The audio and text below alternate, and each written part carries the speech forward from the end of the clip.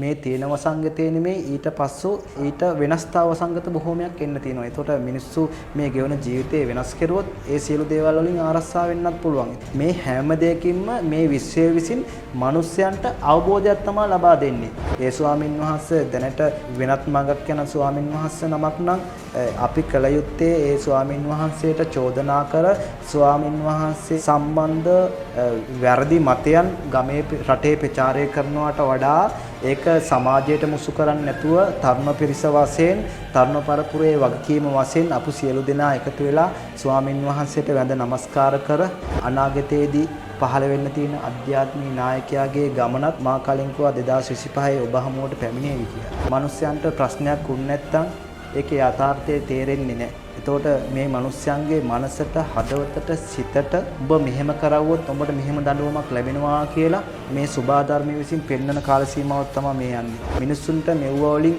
පීඩාවට පත් වෙලා අවසානට කර කියා ගන්න දෙයක් නැතුව ගෞතම බුදු පියාණන් වහන්සේගේ සත්‍ය ධර්මයේ වටා මේ සියලුම ජනතාවට එක් වෙන්න වෙනවා. ඒ වගේම අධ්‍යාත්මික ගමනක් යන පිරිසක් වටා එක් වෙන්න වෙනවා. අනාගතයේ පහළ වෙන අධ්‍යාත්මික නායකයත් එක්ක ගොඩනගෙන මේ අධ්‍යාත්මික පිරිසත් එක් වෙන්න වෙනවා. පුරාණේ මා කලින් කිව්ව සිදුවීමක් මූලික කරගෙන මේ අමනුෂ්‍ය බලවේග තමයි මේ රට ආක්‍රමණය කරලා තියෙන්නේ. මේ අමනුෂ්‍ය බලවේග වලට ඕන විදිහට තමයි අද රට පාලනය වෙන්නේ. ඒක මම කලිමුත් කිව්වා මේක යක්ෂ බලවේග වලට හා අමනුෂ්‍ය බලවේග වලට පාලනය වෙන රටක් මේක.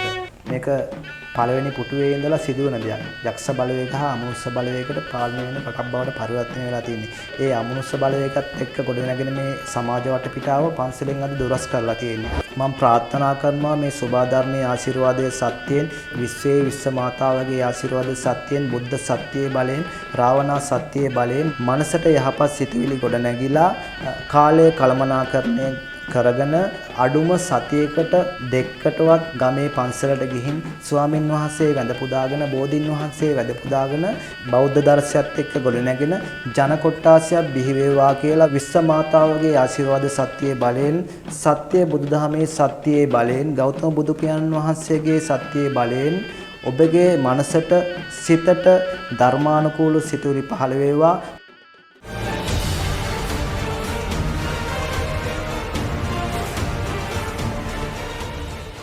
ආයිබෝවන් ඉතින් අදත් අපි ඉස්තිරාසුපුව නාලිකාව ඔස්සේ ලස්ටත් සමග ඇවිල්ලා ඉන්නවා අපි සුවිශේෂී වැඩසටහනක් ඉදිරිපත් කරන්න. ලස්ට පවසනවා මීට පෙරදී 2023 දී අපේ ආධ්‍යාත්මික යුගයක් ආරම්භ වෙනවා කියලා. ඉතින් මේ හා සැබැදී වූ ප්‍රශ්නාවලියක් තමයි අපි අද ලස්ටකින් යොමු කරන්නේ. අපි ඉතාම ඉක්මනින් යොමු ලස්ටකින් ඔහුගේ දැනුම ලබා ගන්න. ඉතින්ලස්ට මම පළවෙනි ප්‍රශ්න විදියට අහනවා. ඔබ පවසන පරිදි 2023 දී ආධ්‍යාත්මික ලෝකයක් ආරම්භ වෙනවා. ඉතින් අපිට පොඩි ප්‍රශ්නයක් තියෙනවා. දැන් මේ තාමත් අපිට මේ වර්තමාන සමාජයේ පේන්නේ නැහැ එහෙම ආධ්‍යාත්මික ලෝකයක්. ඉතින් කොහොමද මේ වර්තමානයේ ඉඳලා මේ 2023 25 කාලවකවානුවට මේ ආධ්‍යාත්මික ලෝකය වෙනස් වෙන්නේ කොහොමද? ඒ ගැන මම කැමති ඔබෙන් විග්‍රහයක් ලබා ගන්න. මම කලින් වීඩියෝ වල කිව්වා 2023 10 වෙනි මාසෙන් පසු මේ රට සංවර්ධනය කරා ගොඩනැගෙන රටක්. මේ වෙසක් පොයෙන් පසු අධ්‍යාත්මික ලෝකය පටන් ගන්න යුගයක් බවට පරිවර්තනය වෙනවා කියලා. ඒතකොට ඒක 2023 10 වෙනි මාසයෙන් පසු ප්‍රබලව අධ්‍යාත්මික ගමනක් යන රටක් බවට මේ රට පරිවර්තනය වෙනවා. අද සමාජයේ බලපුවාම අද මේ රටේ වාතාවරණය බලපුවාම සුභායුප විපත් හා සෑම අංශයක් වලින්ම අසාර්ථක වෙමින් රට සම්පූර්ණ කඩා වැටෙන කාලයක්. මිනිස්සු අධ්‍යයනය කිරීමේදී අද සමාජයේ අද මේ රටේ මිනිස්යන්ට නැති ප්‍රශ්නයක් නැහැ. සෑම අතින්ම මිනිස්සු පීඩාවට පත් වෙලා ඉන්නේ. බලපුවාම ඉංග්‍රීසි වෙදකම හරහාද දැනට මේ බෝ වෙලා යන වසංගතයන් වලට බෙහෙත් සොයාගත්තත් එහෙ බෙහෙත් ඔරොත්තු දෙන්නේ නැති විදිහට වසංගතයේ ප්‍රභේද වෙනස් වෙමින් යනවා.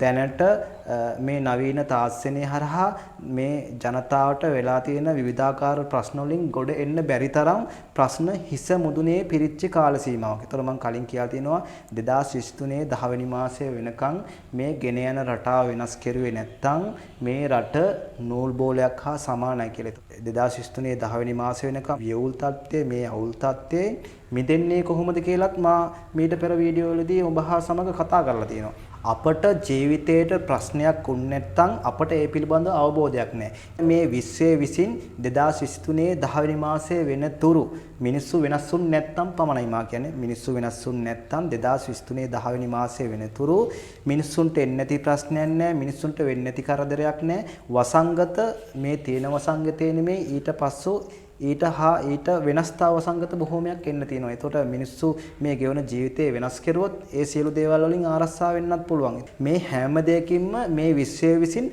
මිනිස්යන්ට අවබෝධයක් තමයි ලබා දෙන්නේ. මිනිස්සු මෙතෙක් කරපු සුභා ධර්මයේ ආරක්ෂා නොකිරීම, ගෞතම බුදු පියාණන් වහන්සේගේ සත්‍ය ධර්මයට අනුව ජීවිතය ගත නොකිරීම හා සම්බන්ධ මේ මිනිස්යන්ගේ විකෘති ආශාවන් එක්ක ගොඩනැගුණු මේ සමාජීය වාතාවරණයත් එක්ක මිනිස්සුන්ට කරන්නා වූ කරදර පීඩාත් එක්ක සමාජයට රටට ආදර්ශමත් ලෙස ජීවිතයක් ගත නොකිරීම මනුස්ස ගතිගුණ මනුස්සයන්ගේ හිත්වලින් ඈත් වීම කරුණාපාදක කරගෙන තමයි මේ විශ්ව විසින් මේ දේවල් සිදු කරන්නේ. මිනිස්සු 2023 10 වෙනි මාසය වෙනකන් මේ මනුස්ස ජීවිතය කියන්නේ මොකද්ද? මේ සෝබා ධර්මය කියන්නේ මොකද්ද? සතාසිව්පාව කියන්නේ මොකද්ද?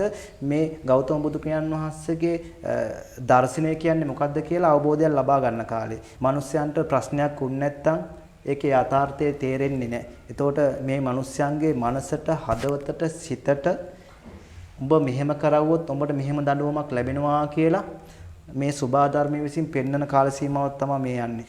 මිනිසුන් මේ නවීන තාක්ෂණයේ හරහා, නවීන ලෝකයේ හරහා ඔවුන්ගේ ප්‍රශ්න වලට විසඳුම් සොයනවා. මේ ඉංග්‍රීසි වෙදකම හරහා මේ පැතිරෙන වසංගත වලට විසඳුම් හොයනවා. හැබැයි විසඳුමක් හොයන්න ඒක වෙනත් විදියට පැතිරීමක් ලක් වෙනවා. ඒතකොට මේක නවීන තාක්ෂණයේ හරහාවත් නවීන ඉංග්‍රීසි වෙදකම හරහාවත් මේ කිසිම දෙයකට විසඳුමක් ලැබෙන්නේ නැති කාල සීමාවක් බවට මේ කාල සීමාව පරිවර්තනය වෙලා තියෙනවා. මිනිස්සුන්ට මෙව්ව වලින් පීඩාවට පත් වෙලා අවසානට කර කියා ගන්න දෙයක් නැතුව ගෞතම බුදු පියාණන් වහන්සේගේ සත්‍ය ධර්මයේ වටා මේ සියලුම ජනතාවට එක් වෙන්න වෙනවා. ඒ වගේම ආධ්‍යාත්මික ගමනක් යන පිරිසත් වටා එක් වෙන්න වෙනවා. අනාගතයේ පහළ වෙන අධ්‍යාත්මී නායකයත් එක්ක ගොඩනගෙන මේ අධ්‍යාත්මික පිරිසත් එක්ක එක් වෙන්න වෙනවා. මේ රටේ තියෙන දැනට තියෙන විවසන වලට, රටේ තියෙන මේ ප්‍රශ්න වලට සියලුම විසඳුම් ලැබෙන්නේ අධ්‍යාත්මික මේ විශ්ව සත්‍ය හරහා පමණයි අනාගතයේදී. නවීන තාක්ෂණයටවත් මේ ඉංග්‍රීසි වෙදකමටවත් මේ තියෙන වසංගතවත් මේක ඉවර කරන්න පුළුවන් දෙයක් නෙමෙයි. අන්නේ ගොඩනගෙන ප්‍රශ්නත් එක්ක තමයි මේ රටේ මිනිසුන් අධ්‍යාත්මික ගමන කරා යොමු වෙන්නේ. එතකොට 2023 10 වෙනි මාසයෙන් පසු මේ රට අධ්‍යාත්මීය ගමනකට පා තැබූ රට සංවර්ධනය කරා ගොඩ නැගෙන රටක් බවට පරිවර්තන වෙනවා. අධ්‍යාත්මීය ගමනක් යන ජනතාවක් බවට පරිවර්තන වෙනවා. හරි ලස්ස දැන් මේ ආධ්‍යාත්මික මේ ලෝකය මේ විපර්යාස සිදුවෙද්දී මම කැමති දැනගන්න දැන් මේ ගම්වලත් ඉන්නවා මේ ආධ්‍යාත්මික තරුණයෝ ඉන්නවා. මේ අපේ ලංකාව පුරාම සහ ලෝකෙ පුරාම ඉන්නවා. එතකොට මේ ගමේ පන්සලත් එක්ක මේ ආධ්‍යාත්මික තරුණයාගේ වගකීම මොකද්ද? මේ 2023 ආධ්‍යාත්මික ලෝකයට පිවිසෙන්න ඔවුන්ගේ වගකීම මොකද්ද? මේක මට කීප දෙනෙක්ම ප්‍රශ්න යොමු කරලා තිබ්බා. මේ සඳහා ඔබගෙන් පිළිතුරක් බලාපොරොත්තු වෙනවා. දැනට අධ්‍යාත්මික සත්‍යයක් නැති තරුණ පරපුරට අධ්‍යාත්මික සත්‍යයක් ලබා ගන්නේ කොහොමද කියලා මගෙන් බොහෝ තරුණ පිරිසක් දුරකථනය හරහා කතා කරලා ගොඩක් වෙලාවට විමසලා තිනවා. මම ඉදිරියේදී දැනට අධ්‍යාත්මික සත්‍යයක් නැති අය අධ්‍යාත්මික සත්‍යයක් ලබා ගන්නේ කෙසේද? තිබෙන අධ්‍යාත්මික සත්‍ය රැකගන්නේ කෙසේද?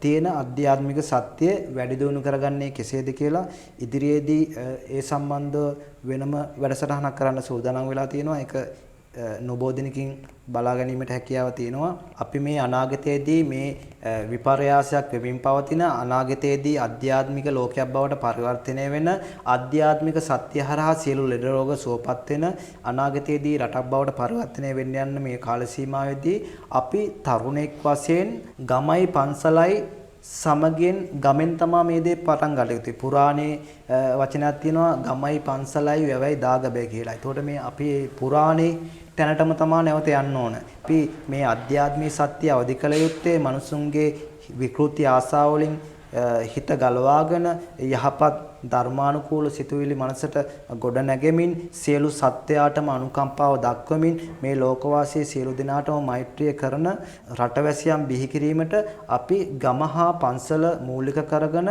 ගමේ අධ්‍යාත්මික තරුණයා තමන්ගේ වැඩ කටයුතු පටන් ගත යුතුයි. අපි ගමේ ස්වාමින් වහන්සේ සම්බන්ධ කරගෙන මේ ගමන යනවා නම් ඒක වඩාත් සුදුසුයි. ඒතකොට මේක ගොඩ නැගෙන්න ඕන බෞද්ධ දර්ශනය මූලික කරගෙන. ගෞතම බුදු පියාණන් වහන්සේගේ සත්‍ය ධර්මයේ මූලික කරගෙන මේ ගමන යන්න පාතබනවා නම් ඒක තමයි හොඳම සුදුසුම තැන. ඒතකොට සුදුසුම තැන වෙන්නේ ගමේ පන්සල. ඔබ මට කියන්න පුළුවන් අපේ ගමේ ඉන්න ස්වාමින් වහන්සේ ධර්මානුකූල නැහැ. ඒ ස්වාමින් වහන්සේ යන්නේ මිල මුදල් පස්සේ නැත්තම් වෙනත් මගක් යන්නේ කියලා. ඒ ස්වාමින් වහන්සේ සමාහයට මොකක් හරි බලවේගයකට අහු වෙලා වෙන්නත් පුළුවන්. නැත්තම් සසරේ කරපු අකුසල කර්මයක් බලවත් වෙලා මනස වෙන පැත්තට ආකල්ප ගොඩ නැගෙන්නත් පුළුවන්. නැත්තම් වෙන කෙනෙක්ගේ මෙහෙයවීම මත වෙනත් මගක් යනවා වෙන්නත් පුළුවන්. අපි කල යුත්තේ ගමේ තරුණ පරපුර එකතු වෙලා ස්වාමින් වහන්සේට වැඳ නමස්කාර කර ස්වාමින් වහන්සේගේ වැරදි මතයක් තියෙනවා නම් ස්වාමින් වහන්සේට වැඳ නමස්කාර කර ස්වාමින් වහන්සේට ඒ වැරදි මතය පැහැදිලි කරලා දීලා අපි පන්සල හා ස්වාමින් වහන්සේලා එකතු වෙලා අපි මේ තරුණ පරපුර මේ ගම වෙනුවෙන් මේ රට වෙනුවෙන් බෞද්ධ දර්ශනයත් එක්ක මූලික කරගෙන අධ්‍යාත්මික වශයෙන් දෙවුණු වෙමු කියලා මතේ ඒ ස්වාමින් වහන්සේගේ මනසට ගොඩ නගන්න ඕනේ. ඒ ස්වාමින් වහන්සේ දැනට වෙනත් මඟක් යන ස්වාමින් වහන්සේ නමක් නම් අපි කල යුත්තේ ඒ ස්වාමින් වහන්සේට චෝදනා කර ස්වාමින් වහන්සේ සම්බන්ධ වැරදි මතයන් ගමේ රටේ ප්‍රචාරය කරනවට වඩා ඒක සමාජයට මුසු කරන්නේ නැතුව තරුණ පිරිස වශයෙන් තරුණ පරපුරේ වගකීම වශයෙන් අපු සියලු දෙනා එකතු වෙලා ස්වාමින් වහන්සේට වැඳ නමස්කාර කර ඒ ස්වාමින් වහන්සේට කරුණ පාදලා දීලා ස්වාමින් වහන්සේවත් එක් කැටි කරගෙන අපි මේ ගමන යා යුතුයි. ඒක තමයි බෞද්ධ දර්ශනයේ තියෙන වටිනාකම.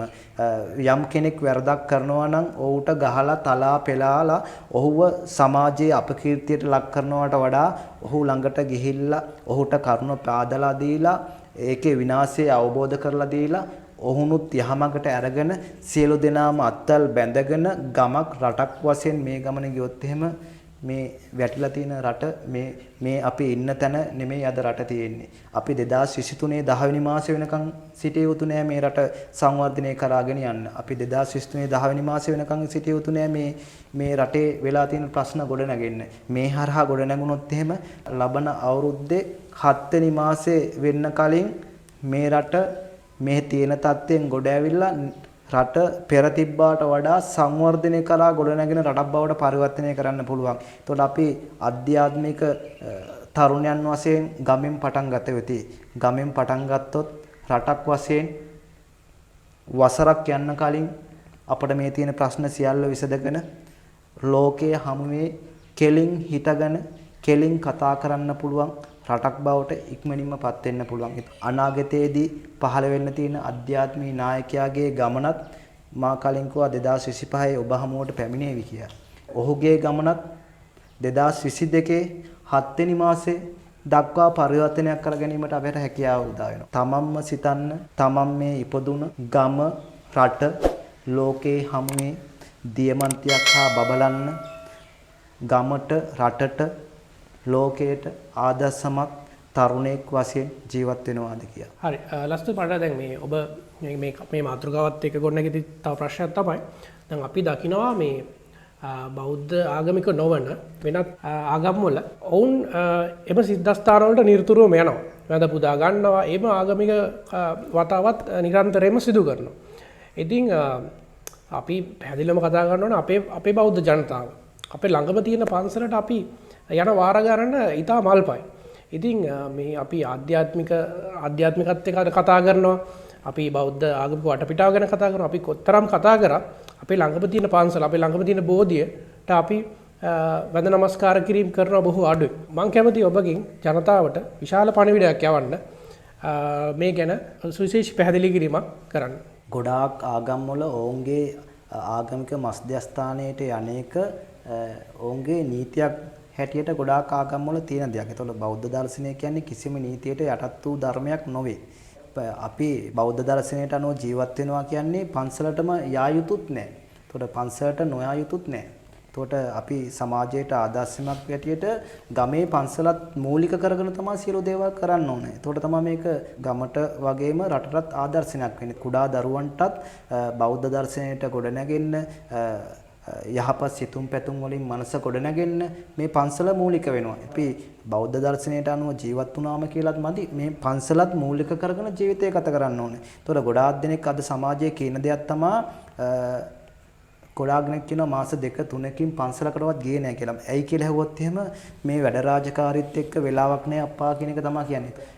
උඹම සිතන්න උඹට වෙඩින් එකකට ආරාධනාවක් කෙරුවොත් උඹ කරන රාජකාරිය නවතා ඒ වෙඩින් එකට යනවාද නැද්ද? අනිවාර්යෙන් යනවා. එතකොට අපි ගෞතම බුදු පියාණන් වහන්සේගේ සරණ යන පුජ්‍යලයෝ. ගෞතම බුදු පියාණන් වහන්සේගේ දර්ශනයට අනුව ජීවත් වෙන පුජ්‍යලයෝ. අපට පන්සල වැඳ පුදා ගන්න, බෝධිය වැඳ පුදා ගන්න, බෝධීන් වහන්සේ පෙන් කලයකින් නාවන්න එක පැය භාගයක් සතියකට වෙන් කරන්න පුළුවන්ද බැයිද? අඩුම සති දෙකකට සැරයක්වත් එහෙම පැය භාගයක් වෙන් කරන්න පුළුවන්ද බැයිද? අපට දහස් ගණන් වැඩ රාජකාරී තියෙන්න පුළුවන්. හැබැයි අපි ඒ දේ හරියට කළමනාකරණය කරගත්තොත් උදේට අවදි වෙන වෙලාවට වඩා පැය භාගයක් පැයක් අවදි වුණොත් එහෙම අපට මේක කළමනාකරණය කරගෙන අඩුම පන්සලට සති දෙකකට සැරයක්වත් නැත්නම් සතියකට වරක්වත් අනිවාර්යයෙන්ම යන්න අවස්ථාවක් තියෙනවා. ගොඩක් දෙනෙකුට දිනපතා වුණත් යන්න අවස්ථාවක් තියෙනවා වැඩ රාජකාරී අඩු අයට. ඒතකොට Tamanට කාල සීමාව කාලේ කළමනාකරණය ගත්තොත් දිනපතා වුණත් මේ පන්සල් භූමියට ගිහිල්ලා මල පූජා කරලා බෝධින් වහන්සේ වැඳ පුදාගෙන එන්න අවස්ථාවක් තියෙනවා. ඒතකොට මේක කාල සීමාව අඩු වීමක්වත් නෙමෙයි තමන්ගේ කාලය කළමනාකරණය නොකිරීම මත සිදුවන දෙයක්. ඒ වගේම දැනට මේ සමාජයේ විකෘති ආශාවල් වලින් බහුල ජන කොට්ටාසයක් ඉන්න නිසා ජීවිතයේ අහිමි වෙන බොහෝ දෙනෙක් අමනුෂ්‍යාත්ම, පෙරේතාත්ම, යක්ෂ බලවේග බවට පරිවර්තන වෙලා තමයි උප්පත්ති ලබන්නේ. මැරෙන අද සමාජයේ බැලුවොත් එහෙම 90%ක් විතර මැරිලා නැවතමත් ඒ භූමියේ අමනුෂ්‍ය බලවේගයක් හැටියට තමයි උප්පත්ති ලබන්නේ. ඒතකොට ඒ බලවේග පන්සල් භූමියකට ඇතුල් වෙන්න පුළුවන් බලවේග නෙමෙයි බොහෝ විට. ඒතකොට ඒ බලවේග තමන්ගේ ඥාතීන් මේ වගේ පිරිසුදු භූමියට යනවට අකමැතියි. ඒතකොට ඒ ඥාති බලවේග ගොඩාක් දුරට ගෙවල් වල ඉන්න මිනිස්සුන්ගේ සිතුවිලි වෙනස් කරලා ඔවුන්ගේ මග තමයි ඔවුනුත් අරන් යන්නේ. විකෘති ආසාවන් වලට යොමු කරනවා. අද මේ රටට ගොඩාක් වෙලා තියෙන ප්‍රශ්නේ බෞද්ධ දර්ශනයේ මිනිසුන් අතහැරීම නොමයි වෙලා තියෙන්නේ. බෞද්ධ දර්ශනයට අනුව ජීවත් වුනේ නැති මේ ජන කොට්ටාසේ විකෘති ආසාවන් වලින් ජීවත් වුණු ජන කොට්ටාසේ ජීවිතයේ අහිමි වීමෙන් පසු යක්ෂ බලවේග, අමනුෂ්‍ය බලවේග බවට පරිවර්තනය වෙලා ඔවුන් විසින් තමයි මේ රට තනිකරම ආක්‍රමණයකට ලක් කරලා තියෙන්නේ. පුරාණේ මා කලින් කිව්ව සිදුවීමත් මූලික කරගෙන මේ අමනුෂ්‍ය බලවේග තමයි මේ රට ආක්‍රමණය කරලා තියෙන්නේ. මේ අමනුෂ්‍ය බලවේග වලට ඕන විදිහට තමයි අද රට පාලනය වෙන්නේ. ඒක මම කලිමුත් කිව්වා මේක යක්ෂ බලවේග වලට හා අමනුෂ්‍ය බලවේග වලට පාලනය වෙන රටක් මේක. මේක පළවෙනි පුටුවේ ඉඳලා සිදුවන දෙයක්. යක්ෂ බලවේග හා අමනුෂ්‍ය බලවේගයකට පාලනය වෙන රටක් බවට පරිවර්තනය වෙලා තියෙන්නේ. ඒ අමනුෂ්‍ය බලවේගයත් එක්ක ගොඩනැගෙන මේ සමාජ වටපිටාව පන්සලෙන් අද දොරස් කරලා තියෙන්නේ. සමහරු කියන්න පුළුවන් පන්සලටම යා යුතු නෑ මේ ගුණධර්ම වලින් හෙබි පුජ්‍යලෙක් බවට පරිවර්තනය වෙන්නේ කියලා. හැබැයි අපි දැනගත යුතුයි අපේ කුඩා දරුවන් පන්සලත් එක්ක ගොඩනැගෙන සමාජ වටපිටාවකට යොමු කරන්න. ඒතකොට තමයි මේ කුඩා දරුවන්ටත් යහපත් සිතුම් පැතුම් මනසට ගොඩනැගෙන්නේ. ඒතකොට තමයි ඔවුමුත් අනාගතයේ මේ බෞද්ධ දර්ශනය වෙනුවෙන් මේ රටට ලෝකෙට දෙයක් නිර්මාණය කරන්නේ.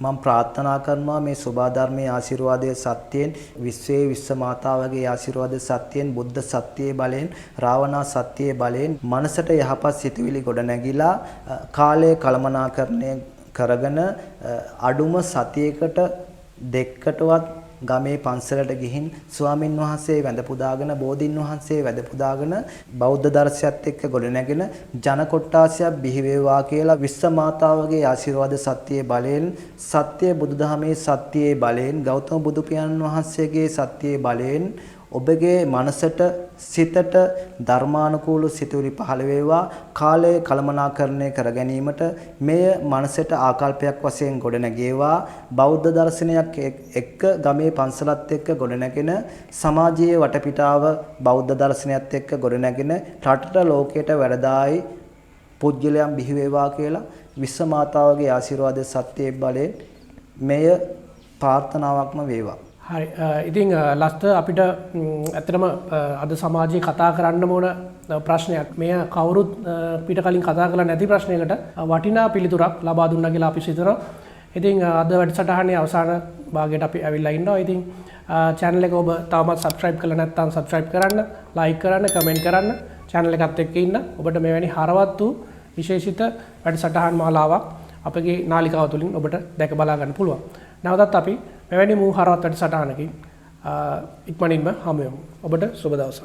සියලු බුදුවරුන්ගේ පිහිට ආසත්‍ය ලැබේවා, සියලු දෙවි රැකවරණය ලැබේවා, පන්සල මූලික කරගෙන යහපත් සිතුම් පැතුම් වලින් හෙබි ජනතාවක් බිහි වේවා කියලා ප්‍රාර්ථනා කරා.